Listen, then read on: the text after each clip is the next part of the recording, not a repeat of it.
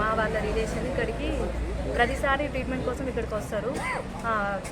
Gynaecologist వాళ్ళు చూసి వాణిలత అన్న మేడం నిన్న చూసి మరి చెప్పిందంట ప్రతిసారి ఇక్కడికే వచ్చి చూపెట్టుకుంటారు. మరి ఈసారి ఏం చేశారు మరి 10 నిమిషాలు కూడా చూపెట్టదట ఎక్కువ పేషెంట్లు ఉండి. అలా చూపెట్టి ఇలా కనీసం హార్ట్ బీట్ కూడా వినిపించకుండా 2-3 నిమిషాలలోనే తన పేషెంట్ బయటికి పంపించేసి బాగానే ఉందమ్మా అని చెప్పి పంపించేశారు. వీళ్ళు తర్వాత కనీసం మరి తనకు నడుము నొప్పి, బ్యాక్ పెయిన్ ఉంది, స్టమక్ పెయిన్ ఉంది అనే విషయం తెలిసినాక కూడా అట్లీస్ట్ వాళ్ళు అడ్వైస్ కూడా చేయకుండా వేరే బయట చూపెట్టుకోండి అని అడ్వైస్ చేయకుండా వాళ్ళ ఇంటికి పంపించారు.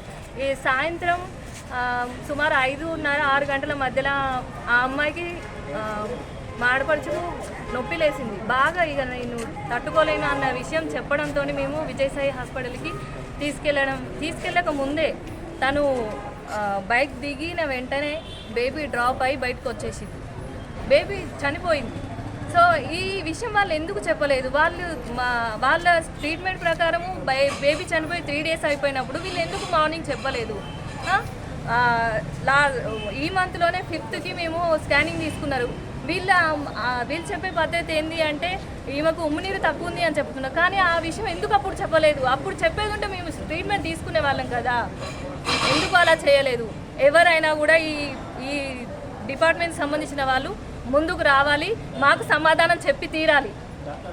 ఇప్పుడు బేబీ మాత్రమే చనిపోయింది. మా ఆడపడుచుకు ఆమెకు చనిపోయేది ఉంటే ఎట్లాంటి పరిస్థితి మాకు ఏర్పడు? మాకు న్యాయం జరగాలి, జరగాలి, జరగాలి, జరగాలి, జరగాలి.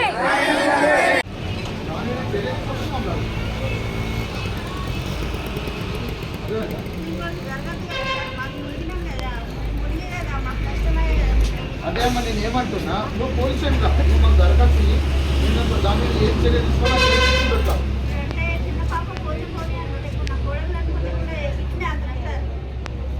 అమ్మ అన్నీ అనుకోకుండానే జరుగుతాయి కొన్ని సంఘటనలు.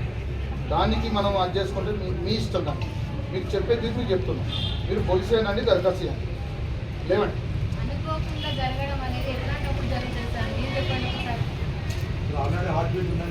హార్ట్ బీట్ ఉంది, బాగానే ఉంది అని చెప్పినప్పుడు మాకు నమ్మకం ఉంటుంది. మీకు ఏదైనా ఇప్పుడు నేను ప్రెగ్నెంట్ అనుకోండి, నాకు స్టమక్ పెయిన్ ఉంది, బ్యాక్ పెయిన్ ఉంది అన్నప్పుడు మీరు వేరే డాక్టర్ దగ్గరికి వెళ్ళండమ్మా, నాకు కరెక్ట్గా తెలియట్లేదు అని మీరు ఏదైనా అడ్వైస్ ఇస్తే మేము వేరే దగ్గర చూపెట్టుకుంటాం. మీరు ఏ అడ్వైస్ లేకుండా బాగానే ఉంది అంటే మేము నమ్మకంగా ఉంటాం. అట్లా నమ్మకం చేసింది ఎవరు? వీళ్ళు చెప్పాలి కదా. 10 నిమిషాలు 2 నిమిషాలు కూడా డాక్టర్ చూడట్లేదు. ఇక్కడ నేను చెప్తున్నా, నా డెలివరీ కూడా ఇక్కడ అయింది.